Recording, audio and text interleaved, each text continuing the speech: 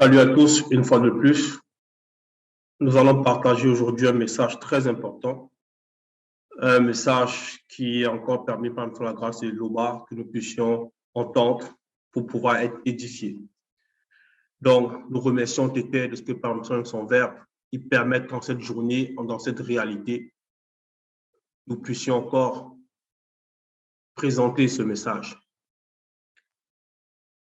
Donc, nous allons parler aujourd'hui d'un thème très important pour la marche spirituelle, mais un thème aussi sensible qui va symboliser toujours l'une des différentes étapes pour pouvoir entrer dans le grand temps de choses, pour pouvoir être sanctifié pleinement. Donc ici, nous allons aller dans le livre de John Guisset. Donc, ça va symboliser la menace et la délivrance. Donc, la menace et la délivrance. Donc, on va aller dans John Guisset 6. Avant de lire le premier verset, nous allons comprendre que depuis les temps, jadis, lorsque tu étais dans sa volonté, par son Père, donc depuis les temps immémoriaux, c'est-à-dire au commencement, Bébouté dit, ta loi a été donnée. Et par cette loi-là, tout ce qui était par exemple son Verbe a manifesté, a créé, est resté, c'est-à-dire resté établi. Donc la loi ne change pas. Il y a eu la chute, certes, mais la loi, depuis le commencement, n'a pas changé. Donc ici, on va lire dans le verset 1, il est dit, non initiés, revenez au verbe de l'Oba, car vous êtes tombés par vos iniquités. Point. Donc, non initiés, revenez au verbe de l'Oba, car vous êtes tombés par vos iniquités. Donc ici, ce qu'on doit comprendre déjà par non initié, dans le livre de John Guisset, c'est-à-dire menace et délivrance, ça va symboliser un groupe, une catégorie de personnes. Il s'agit ici du peuple noir, parce que là, nous lisons dans Bible, Talatambali, dans le livre La Vérité. Et ici, il s'agit ici du peuple noir. Maintenant, ça ne veut pas dire que le verbe du tété, que ça ne veut pas dire que il n'y a pas de justice. Non. On s'adressait ici aux noirs, parce que c'est la vérité, c'est ainsi. L'homme noir est issu par rapport à Moto, c'est-à-dire le premier homme. Il a cet ADN, l'ADN spirituel. Donc le message ici s'adresse premièrement d'abord à lui. De la même façon qu'une maman, lorsque elle a son enfant à la maison et que l'enfant fait peut-être une bêtise, elle va essayer de corriger cette erreur. Elle va essayer de remettre son enfant sur le droit chemin. Ça peut être en le punissant, peut-être en le privant d'un objet qu'il apprécie. Et lorsque la maman, plus tard, peut-être sortira dans la rue, elle s'aperçoit qu'elle rencontre un autre enfant, peut-être qui a envie de manifester une bonne œuvre, elle peut l'assister. Peut-être que l'enfant veut aller rattraper son bus, qui n'est pas le sien, il veut rattraper le bus pour aller à l'école, et peut-être il trébuche, elle peut le relever. Mais avant tout, elle va commencer par son enfant. Donc ici, dans le livre de John Guisset, chapitre 6, verset 1, il est dit, non initiés, revenez au verbe de l'Oba, car vous êtes tombés par vos iniquités. Donc, on fait comprendre ici qu'ils sont tombés par leurs iniquités. Ces non-initiés-là, ça veut dire ces noirs qui sont dépourvus de substance, qui n'ont pas accepté la parole véritable, qui ont reçu même pour certains les recommandations et qui ont néanmoins abandonné la loi. Donc ici, on dit revenez au verbe de l'Oba. Revenez, ça veut dire qu'ils appartiennent. Ça veut dire qu'à un moment, ils étaient soumis à la loi. Après, ils se sont manifestés autrement. Ils ont manifesté les œuvres de l'homme livré à lui-même. Donc, revenez. Ça veut dire qu'à un moment, par cette loi morale-là, ils ont agi selon ce que le patriarche, qui était aussi, on va dire, le patriarche non initié, qui ont écouté la loi, qui ont fait n'importe quoi. Après, ça s'est transmis de génération en génération. Donc, ici, on dit revenez au verbe de l'Oba. Parce que le véritable messager est là en cette époque. Zoulassan. Donc, il apporte un message pour que tous ceux qui écoutent l'enseignement véritable, c'est-à-dire, premièrement, les non-initiés, puissent être sauvés. Mais aussi, tous ceux des autres peuples qui ont l'amour de la justice, l'amour de la vérité. Mais là, on s'adresse ici à ce peuple non initié-là. Donc, à ces noirs qui ont refusé l'enseignement. Revenez au verbe de l'Oba, car vous êtes tombés par vos iniquités. Point. Donc, ils sont tombés comment? Donc, ils sont d'abord tombés, même pourquoi? C'est la première question qu'on va poser ici. Ils sont tombés pourquoi? Donc, on va aller dans le livre toujours de John Guisset, Ça veut dire toujours ce puissant patriarche-là. Donc, ici, chapitre 1, au verset 2. Donc, on a posé la question, pourquoi ils sont tombés? Ici, il est dit, parce qu'il n'y a point de vérité, virgule, point de miséricorde, virgule, point de connaissance du verbe de tété parmi les non-initiés, virgule. Donc, on s'arrête dans cette virgule-là. On nous fait comprendre qu'ils sont tombés parce qu'il n'y a point de vérité parmi eux. Ils font n'importe quoi. Le verbe manifesté en cette époque, la vérité est là, par le moulé dit. Et personne, du moins ceux-là, n'acceptent pas les recommandations, n'acceptent pas la vérité. Ils vont dire oui, mais c'est JC, c'est Jésus, c'est Bouddha, ainsi de suite. Et il est dit ici, parce qu'il n'y a point de vérité, point de miséricorde. Donc, c'est des gens qui sont lents même à pardonner. Point de connaissance du verbe de tété parmi les non-initiés. Et oui, parce qu'ils vont pratiquer le culte des ancêtres, des abominations, ils vont pratiquer le culte des crânes, le vaudou, ainsi de suite. Donc, ils ne connaissent pas le verbe. Voilà pourquoi ils sont déjà tombés. Mais encore, par rapport à ce que Jean Guissera dit toujours dans le chapitre 6, verset 1, lorsqu'il dit « Vous êtes tombés par vos iniquités », on va voir quelques exemples d'iniquités que ces non-initiés-là, ils pratiquent. Donc, toujours ici, dans Jean Guissera, chapitre 1, verset 3, on va lire quelques exemples d'iniquité. Il est dit « Il n'y a que parjure et mensonge, virgule, assassinat, vol et adultère. » Donc, il n'y a que parjure et mensonge, assassinat, vol et adultère. Voilà ce qu'ils pratiquent dans leur quotidien. Et c'est ce qu'on voit encore aujourd'hui. Il suffit de voir à Ouassé, ça dit en Afrique. Il suffit de voir comment ils se comportent, même en Europe, en Occident. Il est dit ici, vol et adultère. On use de violence, on commet meurtre sur meurtre. Parce qu'il y en a aussi parmi qui sont les meurtriers. Donc, voilà quelques types, quelques exemples d'iniquités qu'ils pratiquent au quotidien. Et tout ça, c'est contre le verbe de Loba. Donc, voilà pourquoi ici, lorsque ce puissant Moutopeta Moudi, c'est-à-dire ce puissant voyant, ce puissant prophète de Loba à cette époque-là, a été envoyé pour parler au peuple, pour leur dire de sortir, au peuple non initié, de sortir de cet état. Donc, ici, on va aller dans donc, 6, verset 2, il est dit, apportez avec vous des paroles de repentance. Donc, il est en train de dire ici à ces gens-là, à ces non-initiés-là, arrêtez de dire que non, si Jésus, que ce soit Jésus ou un autre, ça fait quoi? Il faut aimer les choses comme on les voit aujourd'hui. Non. Ici, là, ce n'est pas de ça qu'il s'agit. Ce dont il s'agit ici, c'est d'accepter la vérité, reconnaître qui vous êtes, reconnaître qui est manifesté en cette époque par la manifestation de la grâce de l'Oba.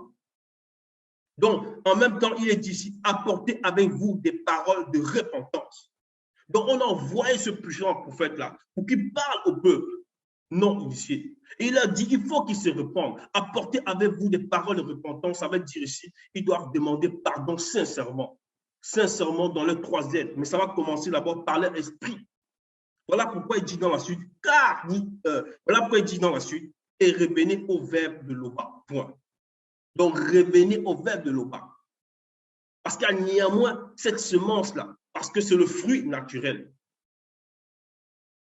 Donc, le peuple noir, mais ici, c'était des non-initiés. Donc, il dit, dites-lui, donc il donne même le conseil, comment il doit s'adresser à l'Oba par son verbe. Comment il doit s'adresser. Pardonne-nous, non, pardonne toutes nos iniquités et reçois-nous favorablement. Nous t'offrirons au lieu de taureau l'hommage de nos esprits. Point. Donc, ils doivent demander pardon sincèrement et reconnaître par-dessus tout leurs fautes. Voilà pourquoi les iniquités, parmi lesquelles on a cité quelques-unes tout à l'heure, il dit ici que ces hommes-là non initiés, ils doivent demander pardon. Il y en a qui pratiquent la masturbation, d'autres qui pratiquent la fornication, d'autres qui pratiquent l'adultère constamment, et encore d'autres formes d'adultère, telles que la polygamie. Ils vont dire, ouais, non, le fait d'avoir 5 femmes, 10 femmes, 15 femmes, ça fait des hommes forts. Et pourtant, ce sont des abominations. Donc ici, on leur demande de revenir au verbe de Loba. Dans la suite, il dit, dites-lui, pardonne toutes nos iniquités et reçois-nous favorablement. Nous t'offrirons au lieu des taureaux l'hommage de nos esprits. Point. Donc ici, ils doivent prier en esprit. Ils doivent manifester la véritable adoration qui revient à Loba seul, donc par leur esprit. Donc ils doivent demander pardon de toutes leurs iniquités, se dépouiller de toute forme de mauvaise nature et laisser le verbe de Tété réellement écrit en eux. Donc ici, il dit que ces personnes-là pratiquent aussi des formes de sacrifice que le verbe rejette. Voilà pourquoi il dit, nous t'offrirons au lieu de taureaux, parce que ces gens-là, ils pratiquaient cela, des sacrifices, des sacrifices d'animaux. On va dire, ils vont dire non, ils pratiquent la fête du mouton, ils pratiquent d'autres fêtes, ainsi de suite. Certains vont dire non, il faut offrir aux ancêtres des animaux. Ils font le gondo et d'autres formes encore de cérémonies, entre guillemets, qui sont toutes des cérémonies occultes, en gros, qui sont à la gloire des démons. Donc, on leur donne ici le conseil, qu'il doit dire comme ça, il doit s'adresser de cette façon-là. Pardonne toutes nos iniquités et reçois-nous favorablement. Nous t'offrirons au lieu de taureaux l'hommage de nos esprits. Donc, c'est la crainte du respect qui est due à Loba, donc dans la soumission aux recommandations de son verbe, qui vont, par leur esprit, rendre hommage. C'est ça qui est agréable au verbe de Loba. Donc, verset 3, donc c'est 6, verset 3, il est dit, le blanc ou le sang mêlé ne nous sauvera pas, virgule. Donc, c'est la continuité de ce qui vient d'être dit dans le verset 2. Donc, on leur donne les révélations, on leur donne le conseil, même comment ils doivent s'adresser pour sortir de cet état-là, de cette situation-là de perdition, pour revenir au verbe de Loba. On leur dit avant, dites, lui, donc lui avec L majuscule, donc en parlant ici, non pas compris le verbe de Loba, mais ça symbolise une conversation consciente, parce que le verbe de Tété est lui-même conscient. Je ne veux pas dire un être, parce qu'il est au-delà de l'être. Parce que Loba, en faisant sa volonté, il a créé toutes choses par son verbe. Donc on dit, dites-lui, mais réellement on prie Loba. Ça, c'est une forme de langage initiatique. Donc, dis-lui, dans le verset 2, pardonne toutes nos iniquités et reçois-nous favorablement. Nous t'offrirons au lieu de taureaux l'hommage de nos esprits. Parce que ici, là, c'est dans la prière consciente, lorsqu'il s'adresse à Loba, l'unique créateur. Donc, dans le verset 3, il est dit, dans la suite, le blanc ou le sang mêlé. Donc, à la suite de ce qu'ils ont dit là, ils doivent maintenant continuer. Le blanc ou le sang mêlé ne nous sauvera pas, virgule. Oui, le blanc ou le sang mêlé. Parce que, selon la vérité, ces hommes-là non initiés, ils se sont mis à pratiquer des choses abominables. Ils ont été initiés par le blanc et le sang mêlé. Maintenant, ça n'a rien à voir ici avec un langage raciste ou quoi que ce soit. C'est juste la vérité. Donc, il faut rétablir l'ordre. Il faut restaurer les choses telles qu'elles sont. Donc, le blanc ou le sang mêlé ne nous sauvera pas, virgule. Mais on peut le voir dans cette réalité. En cette époque, ils vont dire, non, tiens, non, je prie Bouddha. Non, je prie Jésus. Non, je prie tel. Non, je prie tel. Donc, toujours des personnages inventés pour certains et des personnages qui, on va dire, se sont targués à avoir reçu une révélation. D'où les églises réveillées, ou bien encore dit des cultes, ou bien encore des formes de doctrine qu'ils ont reçues par révélation. Mais on dit ici que ce sont des blancs et des sangs mêlés. Voilà comment ça se passe. Donc, on peut voir un exemple par rapport à cette catégorie d'êtres-là. On va aller dans le livre de Koudoumane, ça veut dire l'évangile caché du Christ. Donc, chapitre 53. Il est dit ici à partir du verset 60. Car quelque temps après mon départ, donc ici c'est Dieu qui savait, le véritable Christ, en son temps qui prononçait ces phrases. apparaîtront dans chaque civilisation des récits mensongers de l'existence de faux Christ, issus de l'imagination corrompue de tous ceux qui ne connaissent point la vérité. Point. Et comme nous le savons, Dieu qui savait, il est noir. Donc ici, dans le verset 61, il est dit, ils leur donneront des noms qui seront connus à leur époque sous les appellations de, verset 62, Hadad, Apollon, Dionysos, Bacchus, Orphée, Osiris, Séraphis, Horus, Zoroastre, Mitra, Alcide, Altis, Krit, Bali, Bouddha, Krishna, Jésus, Yehoshua, Jesus, Ixion, Jésus, Yeshua, Ishua et d'autres encore. Parce qu'il y en a tellement. Il y en a tellement. Et le verset 63 est encore le plus marquant par rapport à cette explication, à cette fenêtre-là qu'avait ouverte Dieu qui savait à cette époque-là, qui est toujours par rapport à nous, pour que nous puissions concevoir. Il dit ici, dans le verset 63, le faux Christ, le plus influent à l'époque de la manifestation du deuxième, portera le nom de Jésus-Christ. Ou bien encore, devons l'appeler Jésus. Donc, tantôt on va dire, non, c'est un Hébreu. Non, il a vécu en Palestine, ainsi de suite. Non, c'était un sang mêlé. On va le dessiner de différentes façons. Non, c'était un blanc, c'était un Italien, ainsi de suite. Mais tout ça, c'est du mensonge. C'est ça que Don Guissé faisait allusion aussi. Lorsqu'on revient ici dans Don Guissé 6, verset 3, le blanc ou le sang mêlé ne vous sauvera pas. Donc, il y avait la virgule. Il y avait la virgule. Il y a toujours cette virgule-là. Et dans la suite, il est dit, nous ne monterons pas sur des chevaux.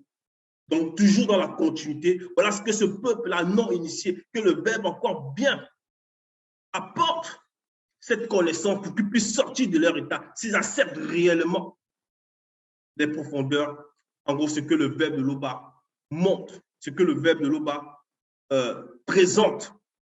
Donc, ces non-initiés-là, on leur dit ici, après avoir demandé pardon, après le fait de demander dans la prière, dans l'adoration à Tété, par leur esprit, dans l'adoration à l'Oba seul par leur esprit, on leur dit ici, ils doivent dire même reconnaître qu'ils ont adoré des fausses divinités. On a cité les noms tout à l'heure. Et il y en a beaucoup qui le font à cette époque. Il y en a beaucoup qui le font à cette époque. Donc, ici, il est dit, nous ne monterons pas sur des chevaux, virgule, et nous ne dirons plus à l'ouvrage de nos mains, notre Dieu.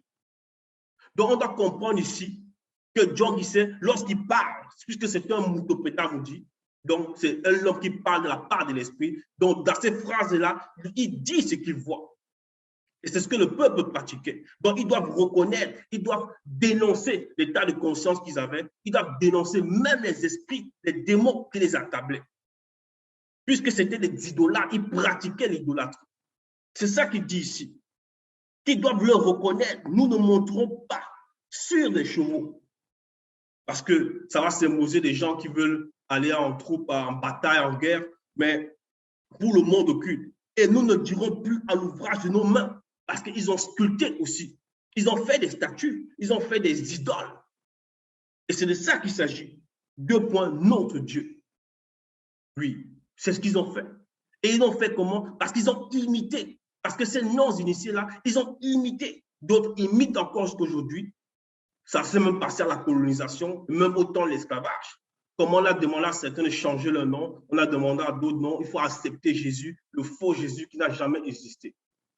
Car Dieu qui s'appelle est noir. Le véritable Christ existe et il est noir. Et il a passé, on va dire, il est entré dans cette réalité du visible une seule fois. Une seule fois. Et plus tard, c'est-à-dire, lorsqu'on arrive à notre époque, on va voir encore en Afrique et encore partout dans le monde, mais beaucoup en Afrique et beaucoup d'églises. Les églises réveillées, ainsi de suite, l'église catholique, bref, toute forme de religion et de forme de croyance confondues.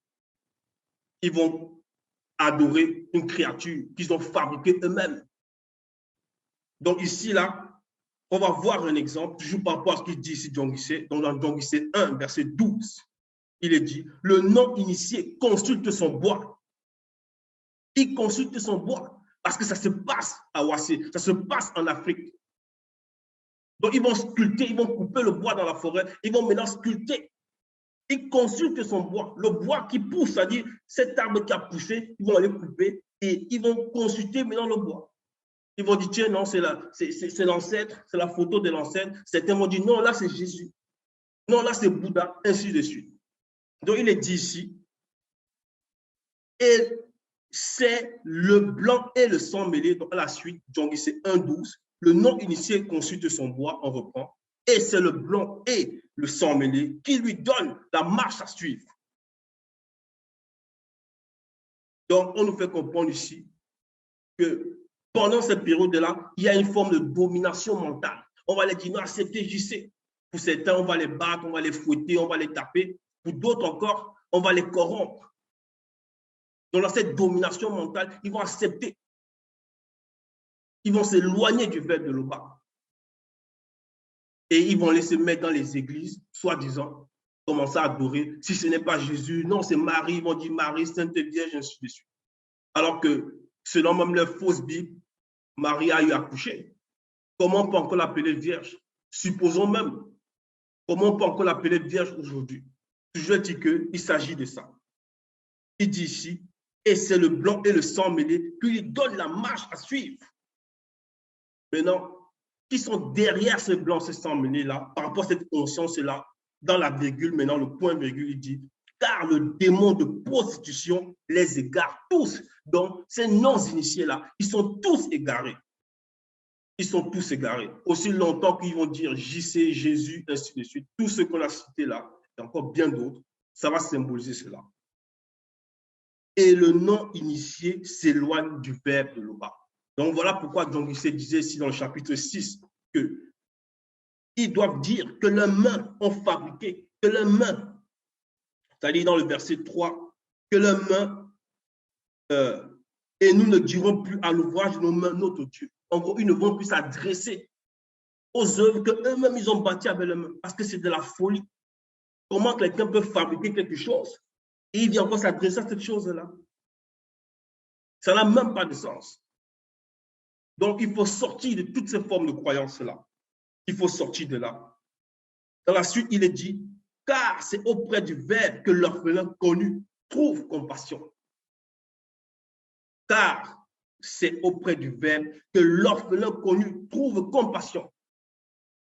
Donc, cet orphelin connu-là, pour qu'il puisse trouver la compassion, il doit sortir de tous ces états de conscience. Parce que c'est terrible de pratiquer l'idolâtrie. Et un puissant prophète de Loba, dans cette réalité, a aussi parlé de ça. Donc, à la personne de Belé. Bon, dans les Bibles classiques, ils ont trafiqué son nom, ils l'ont appelé Jérémie, mais son véritable nom, c'est Belé, qui veut dire appel.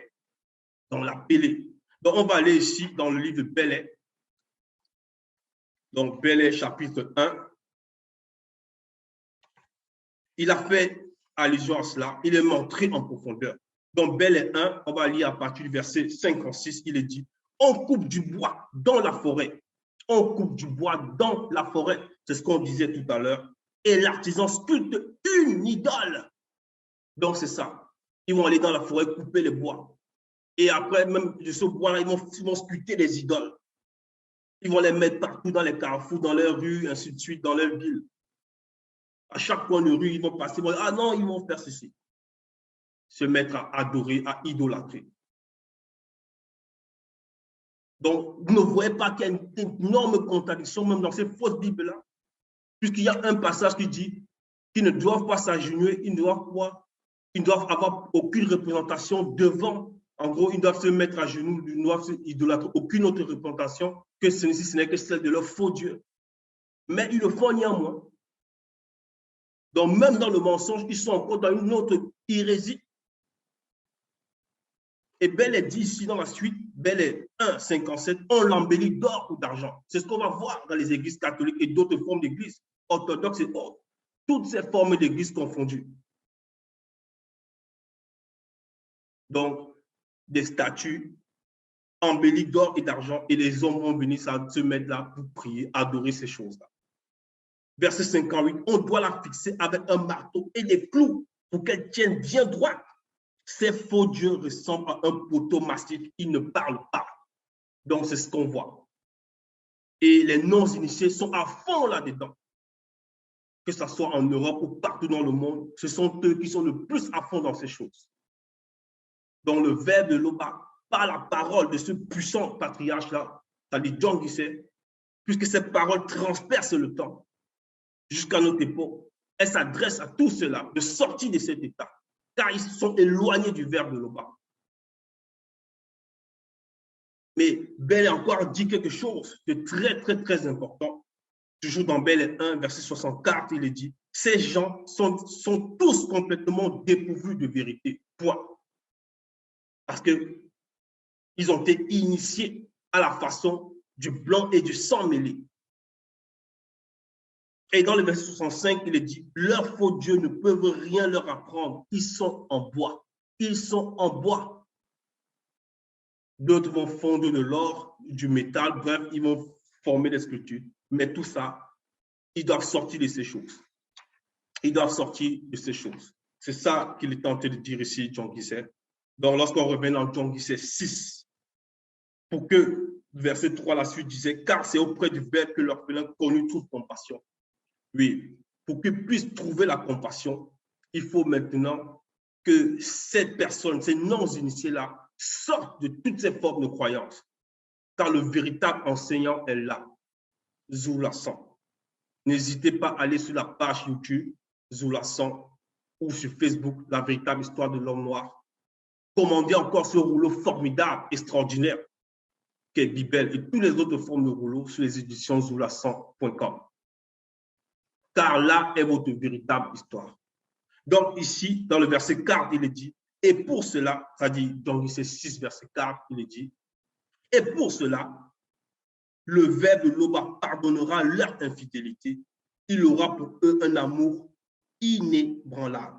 Point. Donc après qu'ils se soient repentis, après qu'ils aient demandé pardon à l'Oba, donc par son Verbe, après qu'ils aient reconnu avoir fait des idoles, idolâtrés, donc c'est-à-dire l'idolâtrie, c'est l'une des formes les plus graves de péché, puisque c'est l'esprit de ces personnes, c'est vos esprits qui sont directement soumis à cette forme de croyance-là, à ces démons qui se cachent derrière ces personnages inventés comme Jésus et d'autres encore, Bouddha, ou bien d'autres formes.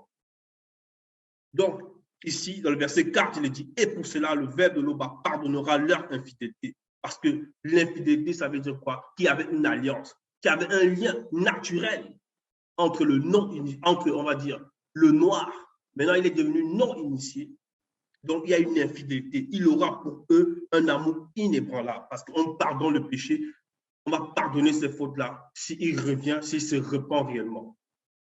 Et là, maintenant, il y a de nouveau union avec le Verbe de l'Oba. C'est de ça qu'il s'agit ici. Donc, dans la suite, il est dit, verset 5, le Verbe de l'Oba sera comme la rosée pour le non-initié converti. Il fleurira comme le lys et il poussera des racines. Point. Donc, lorsqu'on dit le Verbe de l'Oba sera comme la rosée pour le non-initié converti, puisque la rosée, c'est de l'eau d'abord, premièrement. Et lorsqu'il y a de la rosée sur des plantes, on voit que la plante, elle est revigorée. C'est un peu comme si elle est rechargée en énergie. Même pas, c'est un peu comme si c'est cela, puisque la nature nous enseigne. On voit la plante qui est verdoyante, donc elle est verte, elle est abreuvée. Et lorsqu'ensuite il est dit, comme la rosée pour le non-initié converti, donc il doit convertir, laisser le verbe convertir sa conscience, changer sa mentalité, d'abord son côté spirituel, donc sa façon de voir par l'esprit et son mental, donc suivant la loi morale, ainsi de suite, tel que le verbe de Tété a établi depuis le commencement par rapport au visible. Et il fleurira comme le lys et il poussera des racines. Donc, on est en train de dire ici que ce non-initié-là, dans sa conversion, il va recevoir la semence pour pousser, pour produire, pour grandir aussi. Donc, on le compare déjà ici à un arbuste. Dans le verset 6, il est dit, ces rameaux, donc toujours en parlant de ce non-initié converti, plus par celui qui était donc en gros, le non-initié qui est déjà gracié, qui est converti là, il dit ici, ses rameaux s'étendront, il aura la magnificence de l'olivier et les parfums de bonne odeur. Point. Donc, on entend le dire ici, une fois qu'il va accepter tout ce qu'on a demandé là avant, une fois qu'il aura pratiqué ça d'un cœur sincère, disant, on ne peut pas tromper le verbe de pas. Lorsqu'il aura été converti réellement par le verbe, il va commencer lui-même en tant que nouvel arbuste à s'enraciner. Donc, il va demeurer dans les fondements. Il va maintenant grandir au fur et à mesure dans le plan spirituel. Et c'est de cette façon aussi qu'on verra que même l'Afrique va maintenant s'émanciper, va se développer encore plus spirituellement, mentalement, astralement et physiquement. Il dit encore par rapport à ce verset 6, ces rameaux s'étendront. Donc, s'étendre-là, c'est l'émancipation, c'est le développement. Il aura la magnificence de l'olivier et les parfums de bonne odeur. On va aussi comprendre par là que même le fait qu'il y ait cette puissance qui va se développer, on va dire, cette aura par rapport au fait qu'ils ont changé, par rapport au fait que le verbe les transforme. Puisque on a dit bien avant, ils ont été transformés par le verbe de TT, s'ils acceptent cette parole-là. Donc, il y aura cette splendeur, il y aura cette magnificence par rapport au symbole de l'olivier. Mais bien avant, on a parlé aussi des rameaux qui vont s'étendre. Donc, c'est de ça qu'il s'agit. Donc, pourquoi cette comparaison ici par rapport aux arbres? Pourquoi la comparaison avec les arbres? Parce que c'est un symbole. On va le voir ici dans le livre de Bebotédi, donc dans Bebotédi, chapitre 2, Bebotédi chapitre 2, verset 9. On a compris que c'était par manifestation de sa volonté, par son verbe au commencement dans la réalité du visible. Il a manifesté. Et dans le verset 9, on nous dit, la manifestation de la volonté de Loba fit croire du sol, du continent de Ouassé-Moutanga, donc Afrique centrale, toutes sortes d'arbres d'aspect agréable et extrêmement attrayant, et d'une beauté captivante, portant des fruits délicieux à voir et au goût exquis et savoureux à la dégustation. Point. Donc, on comprend ici que dans le jardin d'Éden, avant la chute, donc à Ouassé-Moutanga, en Afrique centrale, il y avait des arbres. Il y avait des arbres qui étaient agréables et extrêmement attrayants, d'une beauté captivante. Donc, ces non-initiés-là, lorsqu'ils vont être convertis par le verbe de Tété, lorsqu'ils vont accepter la parole, on les compare ici, on va les comparer aussi à ces arbres-là, parce que c'est des arbres qui sont venus avant la chute.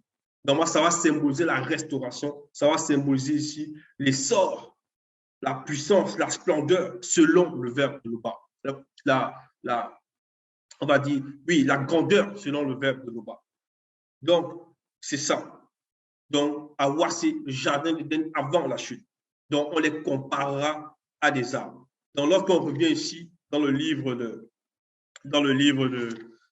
John Guisset, John Guisset, il est dit dans la suite du verset 6, et les parfums de bonne odeur, comme on a vu, les arbres là, dans le jardin, ils avaient aussi une très bonne odeur. Donc, ça va symboliser ça. Dans le verset 7, on revient, John Guisset 6, verset 7, il est dit, ils viendront s'asseoir avec les initiés, ils redonneront la vie au froment et ils fleuriront comme la vigne, ils auront la renommée du bon vin sacré.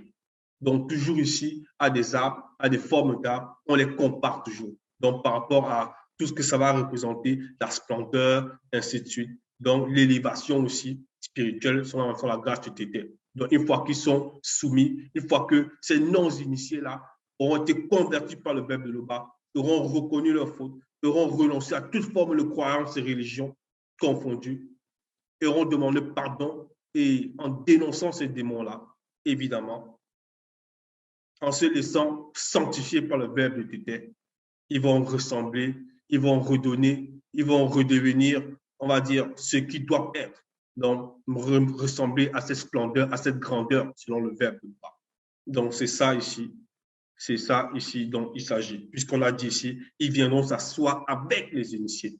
remarquons que dans le jardin, comme on a pu le voir, la roi Semutanga, tout ce qui était là était initié. Des plantes jusqu'à... Bref, on a même parlé bien après si on lit la suite du verset, parce que voilà, c'était la partie qui était, on va dire aussi, nécessaire pour ce message, la première partie du verset 9. Donc, même dans la suite, on va voir qu'il y a des arbres par rapport au plan spirituel, donc qui symbolisent ici, en fait, des entités du compteur de choses. Donc, voilà, sortons pour tous ceux qui ont l'amour, la vérité.